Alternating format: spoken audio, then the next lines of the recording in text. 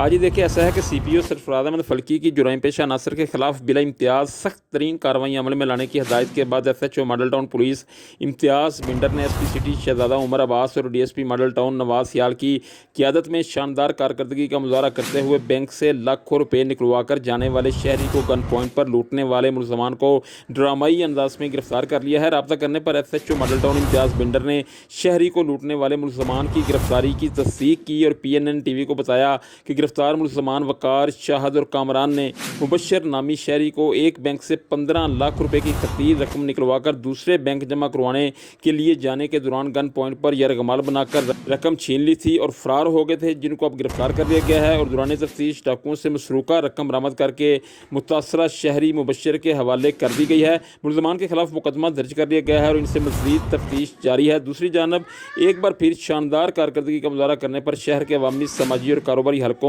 خصوصاً مدعی مقدمہ نے ماڈل ٹاؤن پولیس کو بھرپور خراج تحسین پیش کرتے ہوئے CPO سرفراز احمد فلکی، SP سٹی شہزادہ خرم عباس اور DSP ماڈل ٹاؤن پولیس نواز سیال کا شکریہ ادا کیا ہے۔